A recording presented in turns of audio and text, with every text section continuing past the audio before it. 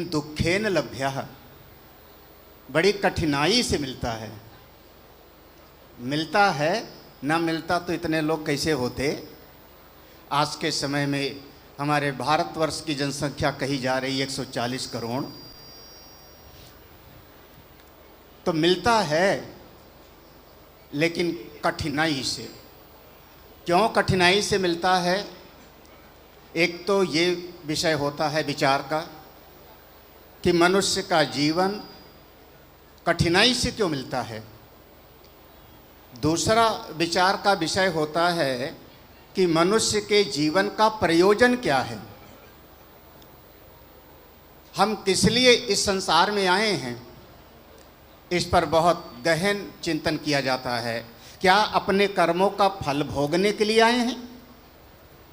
क्या केवल खाना पीना, सो जाना, बाल बच्चों को पालन पोषण करना, इतने के लिए आए हैं? आहार निद्रा भय मैथुनं च, इतने लिए?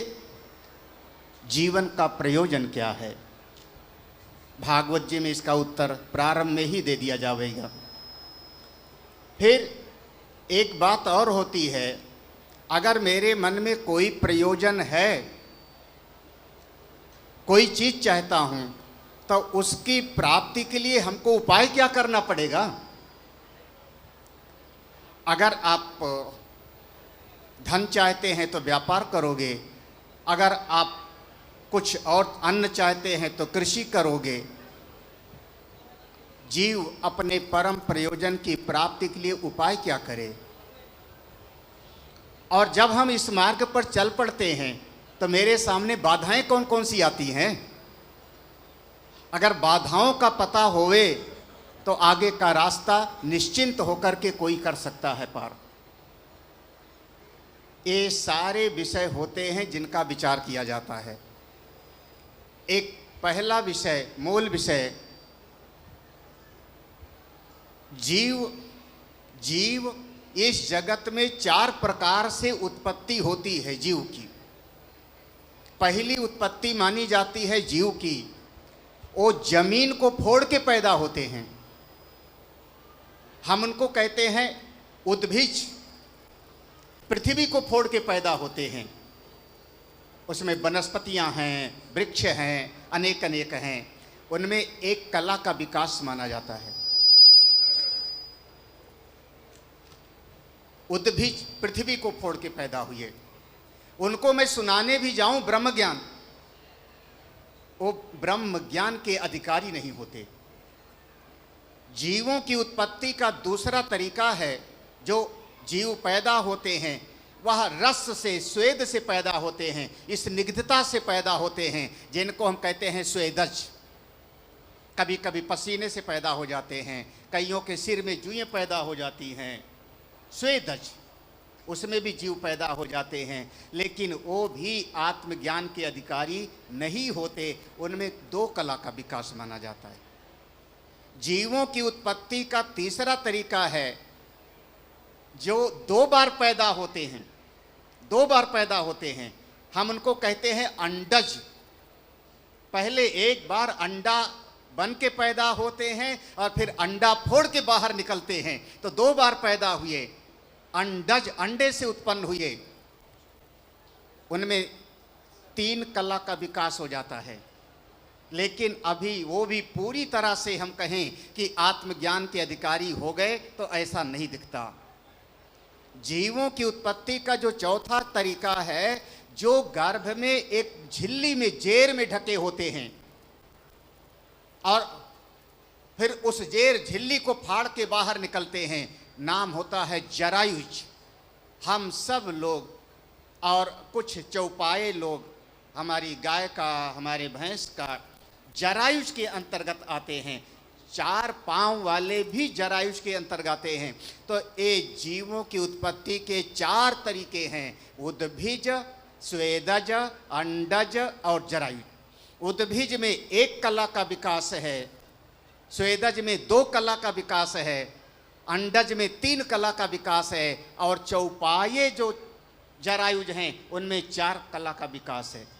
लेकिन यही जो जरायुज में जो 2 पांव पर खड़े हो गए, अब 4 पांव नहीं, 2 पांव पर खड़े हो गए, हम मनुष्य लोग, हम में 4 कला का विकास, 5 कला का विकास हो गया। जैसे जैसे आपके भीतर कलाओं का विकास होता जाता है, आप श्रेष्ठ हो जाते हो। अब आप विचार कर सकते हो, आप अपनी बुद्धि से चिंतन कर सकते हो। आपकी बुद्धि इतनी प्रखर हो सकती है कि बलवान से बलवान हाथी और शेर को भी आप काबू में कर लेते हो बुद्धि के बल से। अब ये जो बुद्धि का बल है, ज्ञान का बल है, जिसके भीतर थोड़ा और बढ़ गया, कब? बोले आप किसी संत के पास चलो, क्योंकि जो यह मनुष्य का शरीर हमको मिला है, ये मुश्किल से मिला है। हाँ, मनोरभ जाए। मनु की एक बात और याद रखना है कि हम लोग को का नाम पड़ा मनुष्य। क्यों? क्योंकि कहा मनु से पैदा हुए हैं, इसलिए हमारा नाम हुआ है मनुष्य। हम सब मनु महाराज के वंशज हैं, इसलिए हमारा नाम हुआ मनुष्य। एक इसी सब प्रसंग में बोल देता हूं, दूसरे धर्म वाले देखो नकल हमारी करते हैं, हम सनातन हैं, उनका धर्म थोड़े समय का होगा। वो नकल क्या किए कि वो कहते हैं दुनिया में सबसे पहले आदम आया।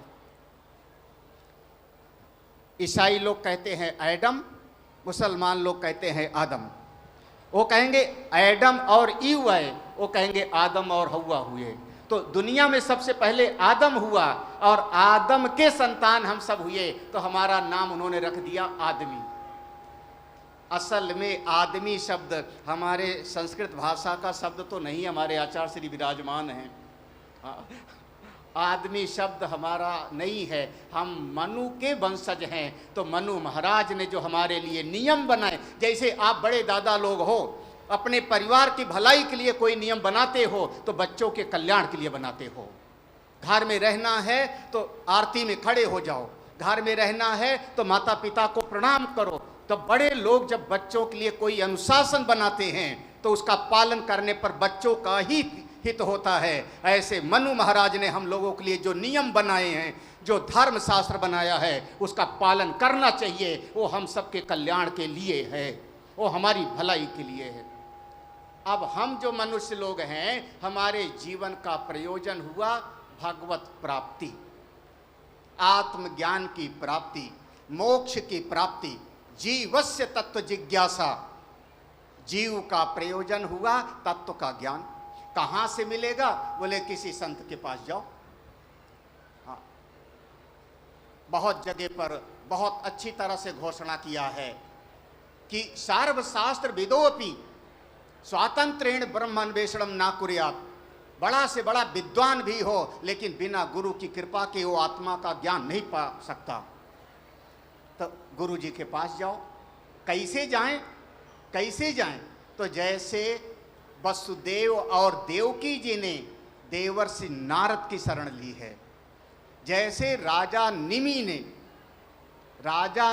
ने 9 योगियों की शरण ली है, उस भाव के साथ जाओगे तब आपको ज्ञान प्राप्त होगा। विधि वाक्य है तद विद्धि प्रणिपातेन परिप्रश्नेन सेवया उपदेक्ष्यन्ति ते ज्ञानम ज्ञानिनस्तत्वदर्शिनः परीक्ष्य लोकान कर्मचितान ब्राह्मणो निर्वेद माया नास्ति कृता कृतेन तद विज्ञानार्थम स गुरुमेवाभिगच्छेत्। यह विधि वाक्य है। समित पाणि श्रोत्रियम ब्रह्म। गुरु जी के पास जाओ, जा करके उनसे अपनी आत्मा को जानने की, प्रभु को पाने की जिज्ञासा करो, और वो जैसा आपको रास्ता बतावें उस रास्ते का पालन करो। जिस समय आप इस साधना के पथ पर चलेंगे, एक बहुत बड़ी समस्या आती है अभिमान की, बहुत भारी समस्या है। अति परिचयात अवज्ञा। अगर आप गुरु से दूर रहोगे तो ज्ञान पाओगे नहीं। पास रहने पर अति परिचय आते अवज्ञा, क्योंकि दिन में उठते बैठते दिखाई पड़ते हैं, हमारे जैसे भोजन करते, हमारे जैसे सोते हैं। तो धीरे धीरे भीतर कहीं न कहीं सूक्ष्म रूप से जीव के भीतर अभिमान आ जाता है। और वही अभिमान, जैसे हमारे यहाँ पर रामायण में वर्णन किया, गरुड़ जी को आ गया, जबकि भगवान के वाहक हैं। भगवान उनकी पीठ पर बैठते हैं, लेकिन गरुड़ जी को आ गया, दूसरों को आ गया, तीसरों को आ गया, वो अभिमान आता है और जीव इस साधन से वंचित हो जाता है। और अभिमान की निवृत्ति का एकमात्र उपाय है महापुरुषों की शरण, उसके अलावा और कोई उपाय नहीं है। इसलिए बार बार कहा गया शास्त्र में कि सत्संग से बढ़ करके, संतों के सानिध्य से, जितने समय तक आप संत के साथ रहोगे आपका अभिमान दूर रहेगा, आप अभिमान से बच जाओगे, आपका अभिमान मिटे। यह जो जीव इस शरीर में आया है, मनुष्य के रूप में आया है, अपने परम लक्ष्य उस आत्मा को जाने और जीव। अच्छा, आप संसार के हो कि भगवान के?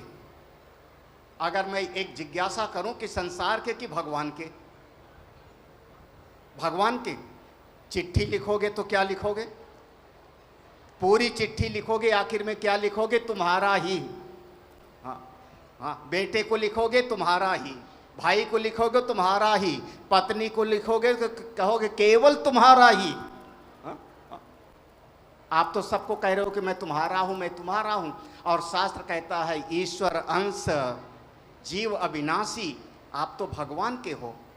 जब आप भगवत भाव से मन को भर लोगे आपका बेड़ा पार हो जाएगा। आप लोग हमको सुन ही रहे थे, मैं ज़्यादा नहीं सुनाना चाह रहा हूँ इस विषय पर। इन्हीं शब्दों के साथ मैं पूरे मंच को प्रणाम करते हुए हरिओम तत्सत। हरिओम सत। सद्गुरुदेव भगवान की। पूज्य महामंडलेश्वर स्वामी अभयानंद सरस्वती जी महाराज ने शास्त्रीय प्रमाणों के माध्यम से मनुष्य देह की श्रेष्ठता को सिद्ध करते हुए जो मनुष्य जीवन में आने के बाद असावधानियां होती हैं और उन असावधानियों के कारण जो हमारा पतन होता है, उससे बचाने का भी मार्ग सुझाया। अच्छा, एक बात बताओ, आपको कोई गाड़ी दे दे, कार दे दे, कार चलाने के लिए, तो गाड़ी किस लिए दिया? कि आप उसमें बैठ करके उसको चला करके जहां पहुंचना है वहां पहुंच जाओ। गाड़ी मिलना कठिन है, लेकिन कोई दे दे आपको तो भाग्य की बात है कि नहीं? और गाड़ी में बैठ करके आपको जहां जाना है आप वहां आराम से पहुंच सकते हो। लेकिन एक बात आप हमको बता दीजिए, गाड़ी चलाते समय जैसा आप चाहोगे गाड़ी को वैसा चलना चाहिए या जैसे गाड़ी चले वैसे आपको चलना चाहिए? कैसा करोगे? अरे बोलो बोलो। जैसा आप चाहो वैसे गाड़ी चले तो वहां पहुंचोगे जहां आपको पहुंचना है, और जैसे गाड़ी घूमे, जैसे गाड़ी चले वैसे आप चलेंगे तो सीधे वहीं पहुंच जाओगे जहां जाना है। मार्ग गड़बड़ हो जाएगा ना। ऐसे ही परमात्मा ने साधन धाम मोक्ष कर द्वारा इस मनुष्य शरीर को साधन के रूप में आपको दिया कि आप इसमें ड्राइविंग करके लक्ष्य तक पहुंच जाओ, जहां जाना है। नर से नारायण वाली यात्रा जो बता रहा था, उसकी यात्रा पूरी कर लो। लेकिन हमारे साथ में गड़बड़ी क्या हो गई कि हमने अपनी पूरी की पूरी जो ड्राइविंग थी वो अपने अहंकार को सौंप दी, अभिमान को सौंप दी। और जैसे जैसे गाड़ी चलने लगी, हम क्या देखते हैं? जो हमारा मन चाहता है। हम क्या सुनते हैं? जो हमारा मन चाहता है। हम क्या करते हैं? जो हमारा मन चाहता है। जबकि होना क्या चाहिए था? आप वो देखो जो शास्त्र कहता है, आप वो सुनो जो शास्त्र कहते हैं, आप वो करो जो शास्त्र कहते हैं। यदि इन संतों की, शास्त्रों की बात मानोगे तो सुखी रहोगे। जो मार्ग श्रुति साधु बतावें, तेहि मग चलत सबहि सुख पावें। श्रुति और संतों की बात मानोगे तो आपको जीवन में कल्याण होगा। मनमाने ढंग से आचरण करोगे तो जीवन में दुख होगा। पूज्य महापुरुषों ने आपको सुंदर सुंदर बातें बताई। ये हमारे पास में बैठे हैं महामल्लेश्वर चंद्रेश्वर गिरी जी, हमसे बोलते हैं कि राजस्थान की जरा बड़ाई कर दो। तो मैंने कहा क्या बड़ाई करूं? तो कहने लगे कि भाई 7 प्रदेशों से घिरा हुआ भारत का ये सबसे बड़ा प्रदेश है राजस्थान। अच्छा, भारत का सबसे बड़ा प्रदेश कौन है? अरे बोलो भाई, कौन है प्रदेश? केवल जमीन की दृष्टि से ये बड़ा है ऐसा मत समझ लेना।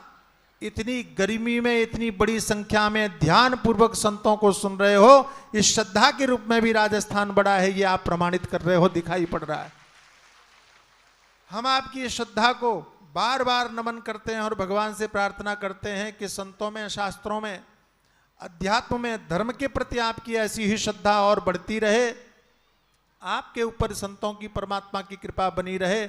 इस भावना के साथ में आगे बढ़ते हुए परमादरणीय परम श्रद्धेय अनंत श्री विभूषित पूज्य महामंडलेश्वर स्वामी आत्मानंद पुरी जी महाराज से प्रार्थना करता हूं कि वे भी अपना आशीर्वाद प्रदान करें। पूज्य स्वामी जी। हरि ओम।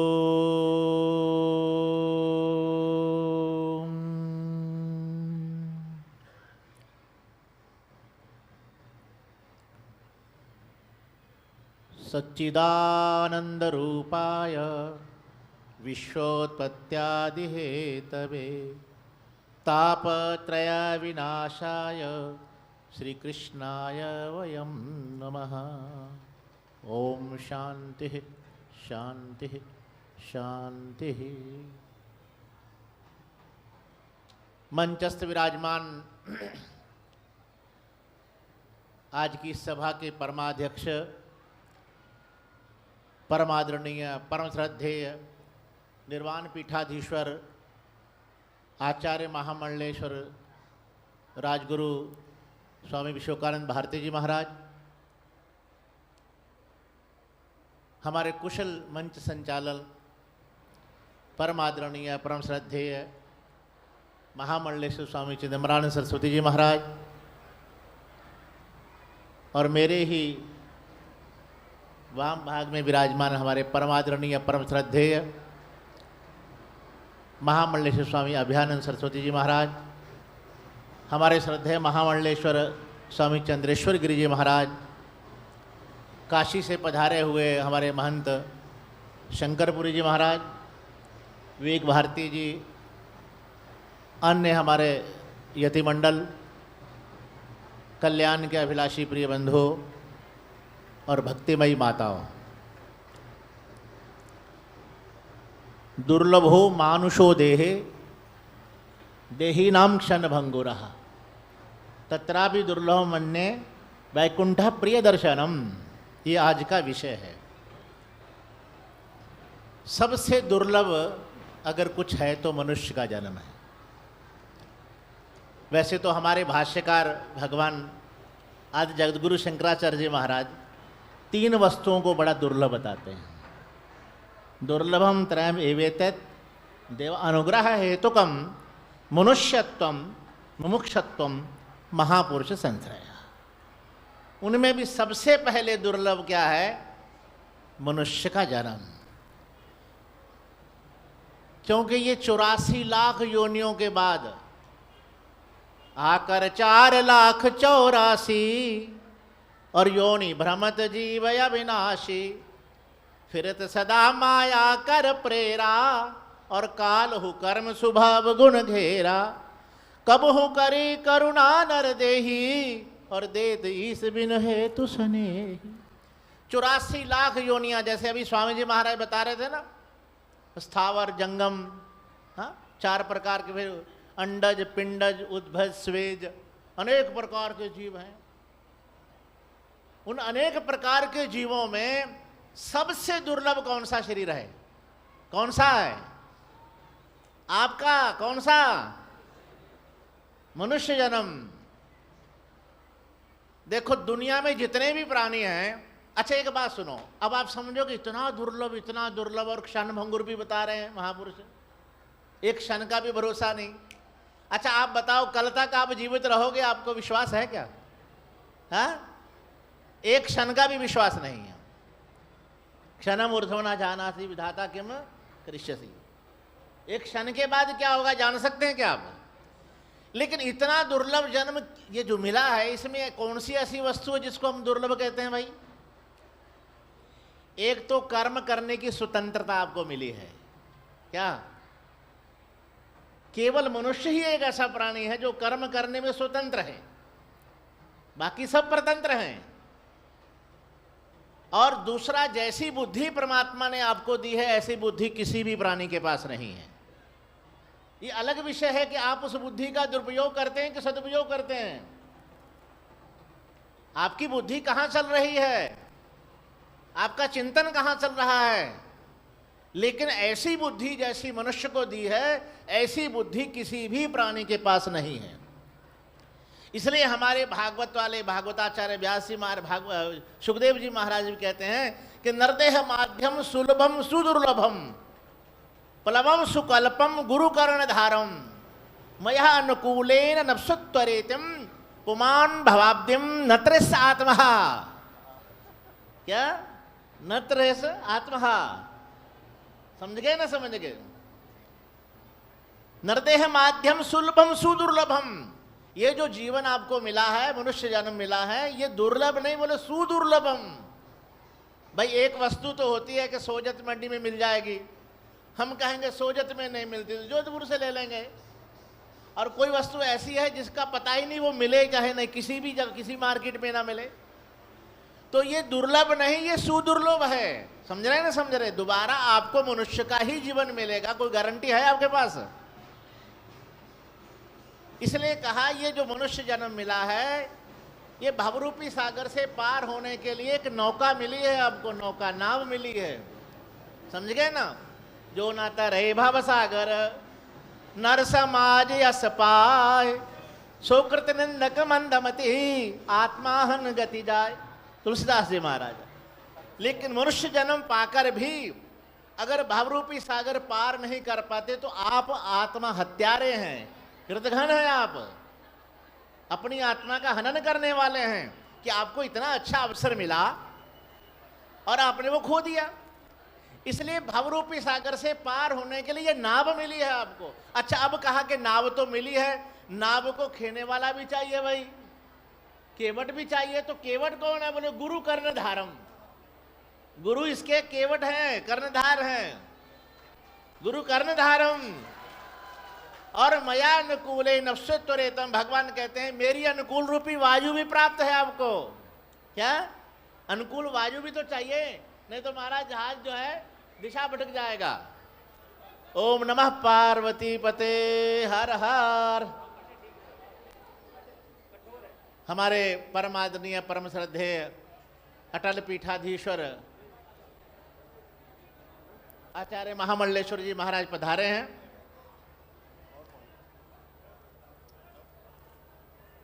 विराज।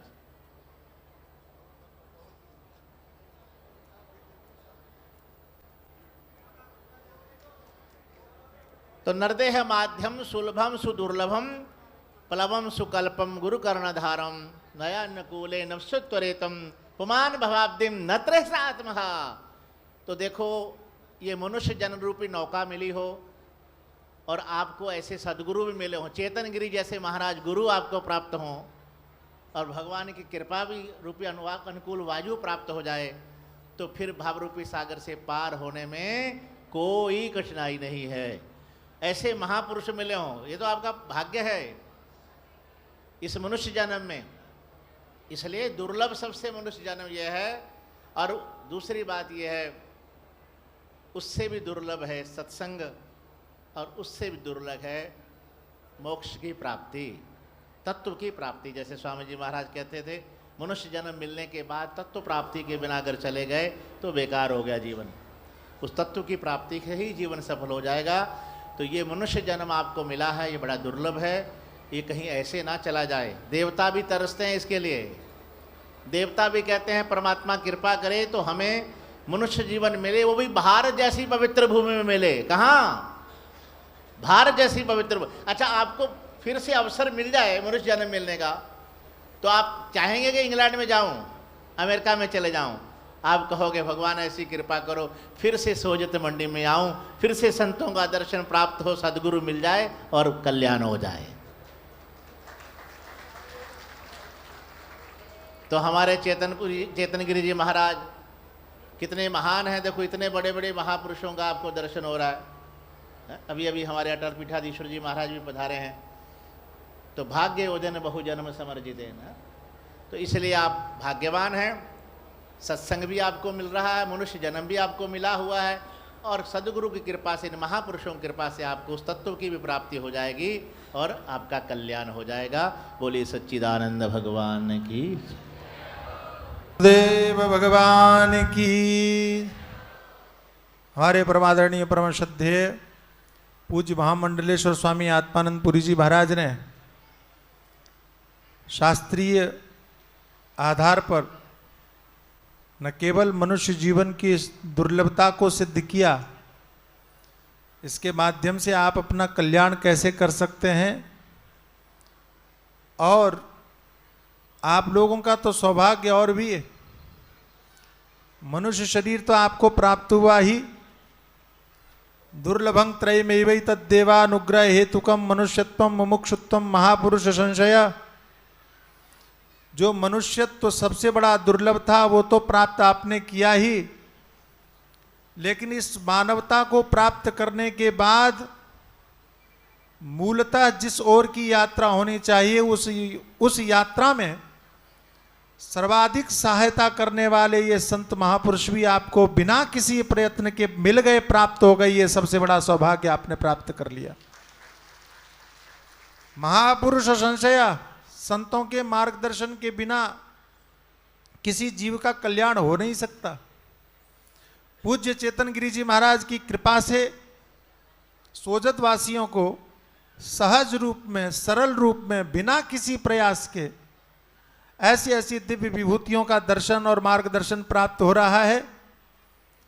देह की प्राप्ति के साथ साथ में इन संतों का सानिध्य प्राप्त करना आपके लिए निश्चित ही बड़े भाग्य की बात है। अभी अभी मंच पर परमादरणीय परम श्रद्धेय अनंत श्री महिमा मंडित अटल पीठाधीश्वर आचार्य महामंडलेश्वर राजगुरु पूज्य श्री स्वामी विश्वात्मानंद सरस्वती जी महाराज का पदार्पण हुआ है। जोरदार तालियों के साथ उनका अभिनंदन और स्वागत करें।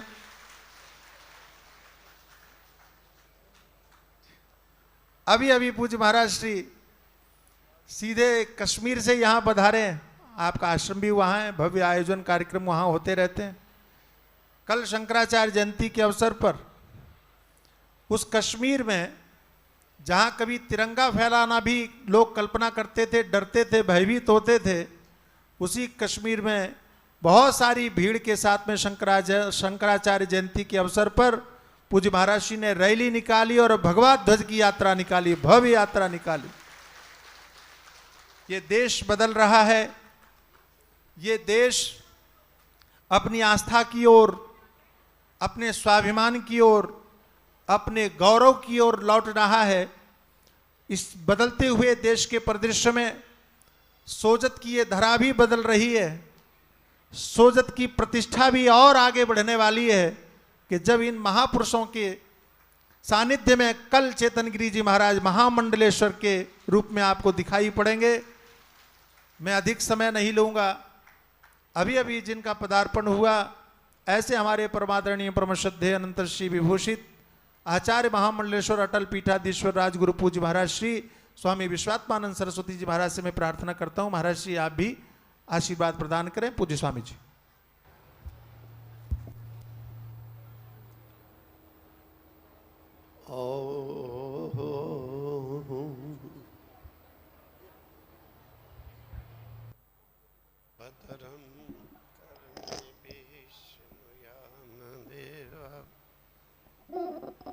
भद्रं पश्येमाक्षभिर्यजत्रा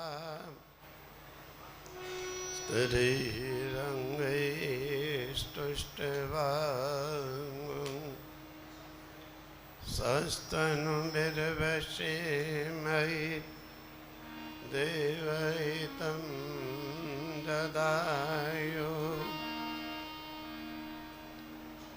सच्चिदानन्दरूपाय विश्वोत्पत्त्यादिहेतवे तापत्रयविनाशाय